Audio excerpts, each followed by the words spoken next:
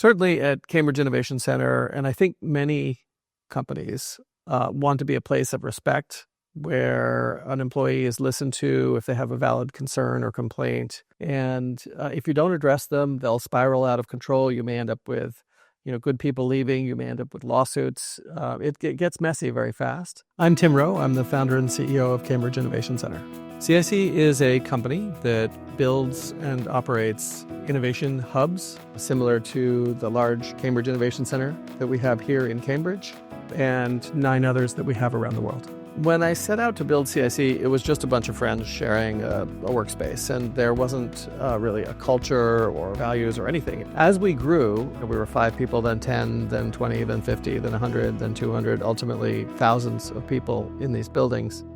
We realized that it was complicated to build a community and that you needed to have understandings, ground rules, if you will, between people about how are we going to behave together. And we sort of found our way through this early on, just trying to do it ourselves and making our best decisions. Most organizations do have something. Most organizations have an HR organization and so forth. Formal dispute resolution of that type tends to be pretty scary for the employee.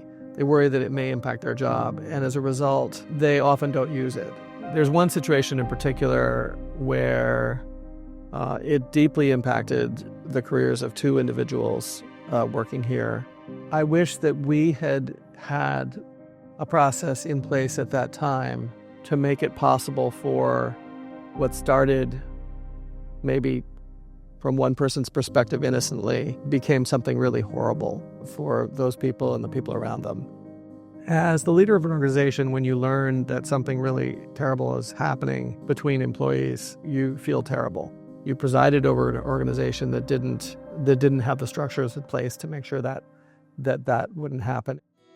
We realized that the Ombuds profession, the people who professionally help deal with conflicts in a workplace, might be a good way to systematize and structure our response, professionalize it, if you will. We asked around, found a strong organization that does this called MWI, and that was around a decade ago. The Ombuds is available to you on a confidential basis. They're not an employee of the company, so what I say to the Ombuds but actually doesn't come back automatically to the company. The Ombuds is someone you can just simply say, this happened. How should I think about it? And they can essentially talk you through the options that you have, which could still include going to HR or the police or something else. So it doesn't preclude those other options. It just gives you someone to first sort of sit down and say, hey, how should I think about this? As a company, one of your decisions is how much time and energy do I put into these kind of dispute resolution or conflict resolution systems? I will say that it's surprising how much this is used. A meaningful fraction of those visits would have turned into a bigger conflict. Something that required executive time to resolve could have required, had outside complications, dismissals. That involves lawyers. It becomes very expensive very quickly. But all of the situations I can remember that were really sticky, where we had to involve lawyers and things, occurred before we had the Ombudsman program. It's not just having a system for dealing with the conflicts that occur and the misbehavior that occurs in an organization. It's thinking about having processes that are more accessible to your employees, that they're willing to turn to in a difficult situation.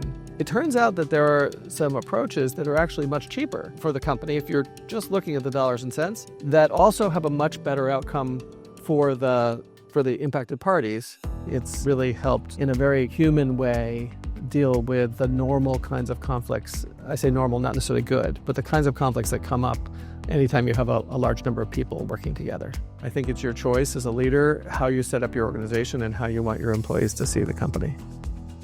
But speaking CEO to potential other business leaders making choices about this, you may want to think about, is there an opportunity for me to take problems that would be expensive for me to address and address them right up front in a respectful way, which is also faster and cheaper. We live in times of great change, and there's a lot of doubt that people have about society, their place in it, all of these kinds of questions. If you don't have a way to catch these problems as they start to occur, they really get very difficult for a lot of people, and it's probably not responsible to lead an organization in this era and not have thought through what are the mechanisms that your organization wants to have in place to deal with these questions. I feel as the CEO that I breathe more easily at night, knowing that there are systems in place to help people if things go off the rails. Over the last 25 years, we've grown a lot as an organization. We started in one city in one country, and we're now in multiple cities in 5 countries with more to come. As you grow, managing the kinds of challenges and problems that can come up around the world can get trickier and trickier because you're farther away from the problem. I like the fact that we have a scalable system that we can drop in wherever we go and it just works.